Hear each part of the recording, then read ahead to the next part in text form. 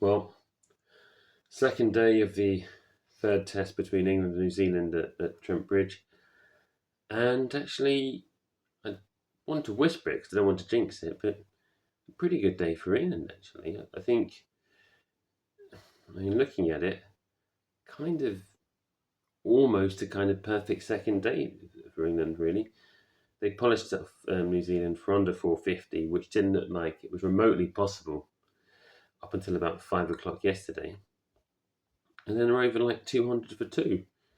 So in the first session and a bit, Stokes kind of really predominantly polished off that New Zealand side. The odd wicket for Bashir and Archer, and Atkinson, but you'd probably say Stokes was the best bowler, and broke kind of the partnerships there. And then we went out to bat. Gay got out very quickly. It's a bit interesting. It's someone like me who is a kind of a big fan of county cricket or a kind of traditionalist.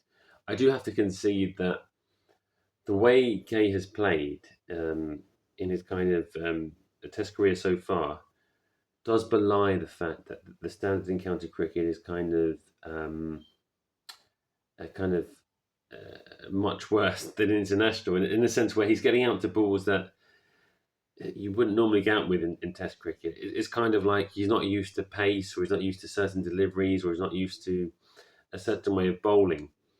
And he's only used to like a 75 mile per hour guy bowling and trying to get his edge or something. He's not used to something a bit more than that, which obviously isn't his fault, but they were right to bring him in for Crawley, who'd failed over a number of years, but we get to see whether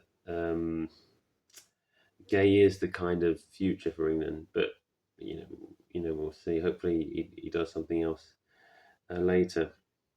100 for Dockett. He was dropped early on. That was a crucial drop. And Bethell played well, and Root's not out at the end. So if England can bat until tea tomorrow, the game is, it's kind of really up for grabs. And we could only say, I think, probably if anyone's to win, it would be England, because New Zealand would be kind of a bit cautious about setting a target for an England side that scores quite quickly. So if England can get to their score a bit more than their score, given the fact they're 200 odd for two, which they should from this position, and back till tea tomorrow, then really pressure's back on New Zealand again. But obviously they've got to do that. So you need Bethell or Root or Smith or Brooke or Stokes to score some runs. But it is a really flat pitch. Bloody hell. That is a road.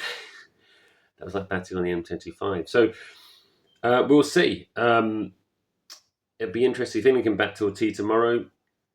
Probably slight favourites. So let's see. Until then, have a good day.